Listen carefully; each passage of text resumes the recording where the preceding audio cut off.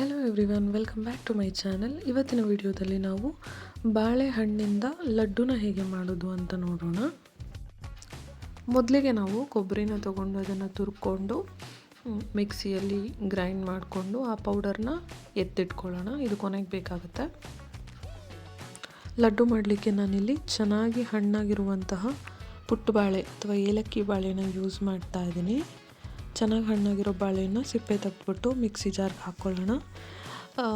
ಬಾಳೆಹಣ್ಣು ಪೂರ್ತಿಯಾಗಿ ಹಣ್ಣಾಗಿಲ್ಲ ಅಂತಂದರೆ ಅದನ್ನು ಹೆಚ್ಕೊಂಡು ಚಾಪ್ ಮಾಡ್ಕೊಂಡು ಹಾಕ್ಕೋಬೇಕಾಗುತ್ತೆ. ನಾನು ತೊಗೊಂಡಿರೋ ಬಾಳೆಹಣ್ಣು ಚೆನ್ನಾಗಿ ಹಣ್ಣಾಗಿರೋದ್ರಿಂದ ನಾನು ಜಸ್ಟ್ ಸಿಪ್ಪೆ ತೆಗೆದ್ಬಿಟ್ಟು ಹಾಕ್ಕೊಳ್ತಾ ಇದ್ದೀನಿ.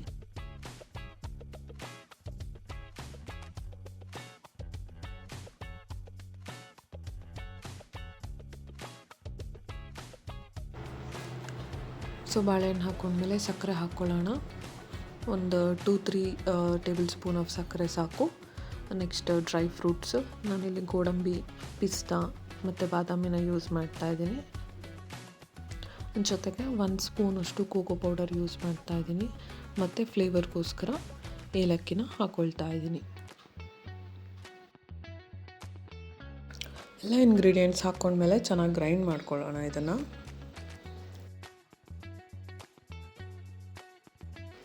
ಈ ಥರ ಕ್ರೀಮಿ ಟೆಕ್ಸ್ಚರ್ ಬರೋ ಥರ ಗ್ರೈಂಡ್ ಮಾಡ್ಕೊಳ್ಬೇಕು. ಸೊ ನೆಕ್ಸ್ಟು ಒಲೆ ಮೇಲೆ ಒಂದು ಪ್ಯಾನ್ ಇಟ್ಕೊಂಡು ಅದಕ್ಕಾದಮೇಲೆ ಅದಕ್ಕೆ 1 or 2 ಸ್ಪೂನ್ಸ್ ಆಫ್ ತುಪ್ಪ ಹಾಕಬೇಕು. ತುಪ್ಪ ಎಲ್ಲ ಮೆಲ್ಟ್ ಆದಮೇಲೆ ನಾವು ಗ್ರೈಂಡ್ ಮಾಡಿ ಇಟ್ಕೊಂಡಿದ್ವಲ್ಲ ಆ ಮಿಕ್ಸ್ಚರ್ನ ಹಾಕಿ ಅದನ್ನು ಬಿಡದೇ ತಿರುಗಿಸ್ಬೇಕು. ಕೈ ಬಿಡದೆ ಚೆನ್ನಾಗಿ ತಿರುಗಿಸ್ಬೇಕು.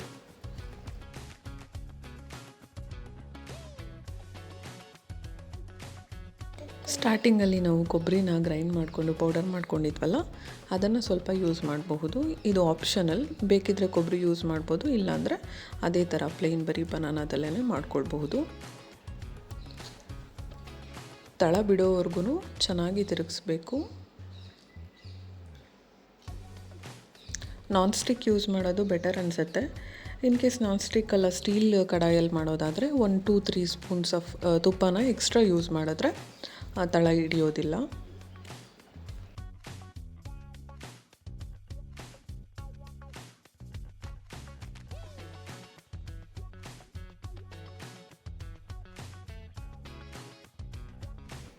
ಸೊ ಇದು ಚೆನ್ನಾಗಿ ಬೆಂದಿದೆ. ಇವಾಗ ಇಷ್ಟು ತಳ ಹಿಡಿಯೋವರೆಗೂ ಕುಕ್ ಮಾಡಿದ್ರೆ ಸಾಕು.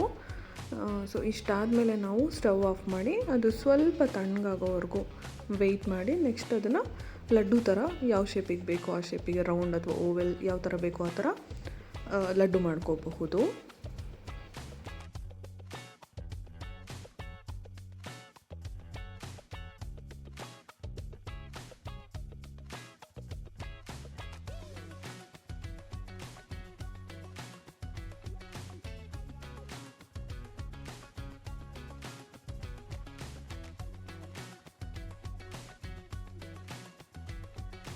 ಸೊ ಒನ್ಸ್ ಎಲ್ಲ ನಾವು ಲಡ್ಡು ಕಟ್ಟಿಟ್ಕೊಂಡ್ರೆ ನೆಕ್ಸ್ಟು ನಾವು ಮುಂಚೆನೇ ಕೊಬ್ಬರಿ ಪುಡಿ ಮಾಡ್ಕೊಂಡಿದ್ವಲ್ಲ ಅದರಲ್ಲಿ ಲಡ್ಡುಗಳನ್ನ ರೋಲ್ ಮಾಡಿಕೊಂಡ್ರೆ ನಮ್ಮ ಬನಾನಾ ಲಡ್ಡು ರೆಡಿ ಆಯಿತು.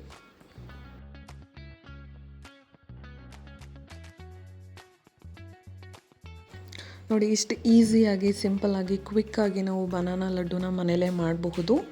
ಮಕ್ಕಳಿಗಂತೂ ತುಂಬ ಇಷ್ಟ ಆಗುತ್ತೆ ಈ ರೆಸಿಪಿ.